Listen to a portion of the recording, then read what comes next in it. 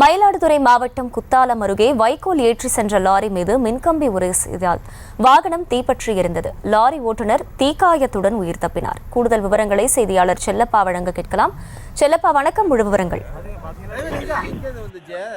வணக்கம் மகிழா. அதாவது பார்த்தீங்கன்னா மயிலாடுதுறை மாவட்டத்தில் நடப்பாண்டுக்கான குறுவை அறுவடை பணிகள் முடிந்துவிட்டது. தற்போது சம்பா சாகுபடி பணிகளுக்கு விவசாயிகள் தீவிரமாக ஈடுபட்டு வராங்க. மேலும் குறுவை அறுவடை செய்த வைக்கோல் வயல்களிலே கிடைப்பதால் இதை தரித்து இயந்திரம் மூலம் வெளி மாவட்டங்கள் வெளி மாநிலங்களுக்கு விவசாயிகள் மட்டும் விற்பனை செய்து வராங்க.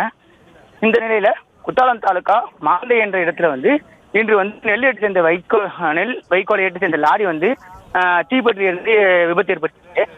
தற்போது குத்தாலம் பகுதியில் வைக்கோல் ஏற்றி சென்ற லாரியை குத்தாலத்தில் சேகரித்து வைக்கோல் ஏற்றி சென்ற லாரி மாந்தை வழியாக நக்கம்பாடி வழியாக சென்றுள்ளது.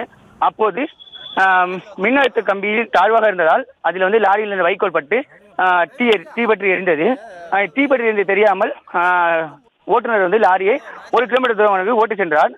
லாரியில் தீ மலமலமான பற்றி இருந்தது.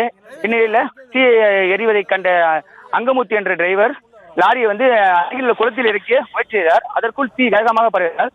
லாரி முழுவதுமாக இருந்தது. இதில் தீ காயங்களுடன் ஓட்டுநர் அங்கமுத்து கீழே லாரியிலிருந்து வெளியே குதித்து உயிர் தப்பினார். தொடர்ந்து தகவல் இருந்து சம்பவ இடத்திற்கு வந்த குத்தாலம் தீயணைப்புத்துறையினர் தீயை அணைத்து கட்டுக்குள் கொண்டு வந்தனர். மேலும் இது குறித்து பாலையூர் போலீசார் வழக்கு பதிவு விசாரணை மேற்கொண்டு வராங்க.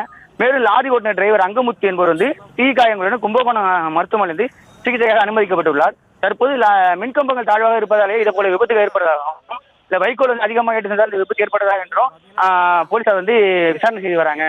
அகிலா,